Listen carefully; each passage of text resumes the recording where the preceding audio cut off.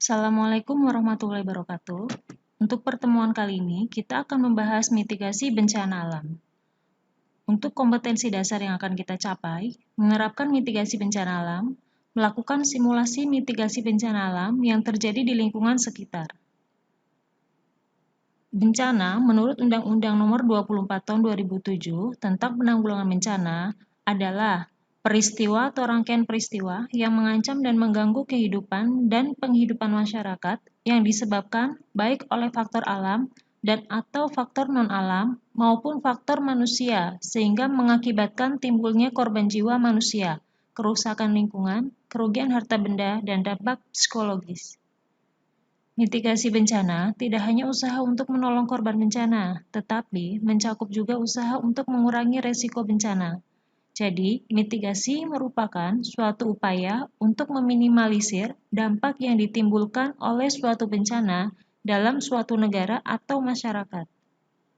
Usaha mitigasi bencana dibagi menjadi 3. Pra-bencana, yaitu berupa kesiapsiagaan dalam menghadapi bencana. Saat bencana, yaitu kesiapsiagaan mencakup tindakan pertama jika melihat tanda bencana akan terjadi. Yang ketiga, pasca bencana, yaitu upaya untuk menyelamatkan korban dan harta yang masih tersisa. Jenis bencana ada 3 macam. Yang pertama, bencana alam, yaitu bencana yang disebabkan oleh faktor alam, seperti gempa bumi, erupsi gunung berapi, tsunami, tanah longsor, banjir, kekeringan, angin topan, dan abrasi. Yang kedua, bencana non-alam, yaitu bencana yang disebabkan oleh faktor non-alam, seperti hama penyakit tanaman, wabah penyakit, kecelakaan industri, kecelakaan transportasi, kegagalan teknologi. Yang ketiga, bencana sosial, yaitu bencana yang disebabkan oleh manusia, seperti konflik sosial, aksi teror, sabotase.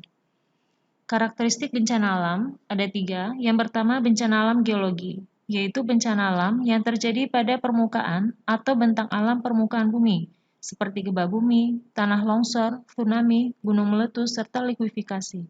Yang kedua, bencana alam meteorologi, yaitu bencana alam yang terjadi sebagai akibat pengaruh iklim yang berdampak langsung pada kehidupan manusia, seperti angin topan, kekeringan, badai, banjir, dan kebakaran hutan. Yang ketiga, bencana alam ekstraterestrial, yaitu bencana alam yang terjadi di luar angkasa tetapi berdampak langsung pada kehidupan manusia, seperti badai matahari dan hujan meteor. Jenis dan karakteristik bencana alam. Yang pertama, gempa bumi adalah getaran atau guncangan yang terjadi di permukaan bumi yang disebabkan oleh tumbukan antar lempeng bumi, patahan aktif, aktivitas gunung api, atau runtuhan batuan. Karakteristiknya, gempa bumi tidak dapat diprediksi. Terdapat gempa bumi vulkanik dan tektonik, bisa menyebabkan tanah longsor, kebakaran, bahkan tsunami. Untuk dampak langsungnya, bisa terjadi kerusakan dan korban jiwa. Dampak tidak langsungnya, sumur bisa mengering. Yang kedua, letusan gunung berapi. Merupakan bagian dari aktivitas vulkanik yang dikenal dengan istilah erupsi. Bahaya letusan gunung api dapat berupa awan panas, lontaran material pijar, hujan abu lebat, lava, gas racun, tsunami, dan banjir lahar. Karakteristiknya dapat diprediksi, bahaya langsungnya seperti aliran lava, abu panas, guguran batu pijar, lontaran batu, lahar, letusan, dan gas beracun. Bahaya tidak langsungnya seperti lahar dingin dan longsoran gunung api. Longsoran gunung api dapat menyebabkan tsunami jika gunung api terletak di tengah laut. Berikutnya tsunami, berasal dari bahasa Jepang yang berarti gelombang ombak lautan. Tsu berarti lautan, nami berarti gelombang ombak. Tsunami adalah serangkaian gelombang ombak laut raksasa yang timbul karena adanya pergeseran di dasar laut akibat gempa bumi. Karakteristiknya dapat diprediksi. Terjadi akibat gempa bumi dasar laut, memiliki tinggi, panjang, dan arah gelombang tertentu. Berikutnya tanah longsor. Merupakan salah satu jenis gerakan massa tanah atau batuan ataupun percampuran keduanya, menuruni atau keluar lereng akibat terganggunya kestabilan tanah atau batuan penyusun lereng. Karakteristiknya, gerakan tanah dan batuan yang terseret ke bawah pada lahan miring, terjadi karena lereng gundul, gempa bumi, dan penambangan yang tidak terkendali. Bisa terjadi secara tiba-tiba, dapat menghancurkan bangunan, jalan, pipa, dan kabel. Banjir, yaitu peristiwa atau keadaan di mana terendamnya suatu daerah atau daratan karena volume air yang meningkat. Karakteristik banjir dapat berlangsung lambat, cepat, atau tanpa peringatan, yang biasa disebut sebagai banjir bandang. Biasanya terjadi pada musim hujan. Dampaknya merusak tergantung pada tinggi air, luas genangan, lamanya genangan, kecepatan aliran, material yang hanyut, dan tingkat kepekatan endapan lumpur.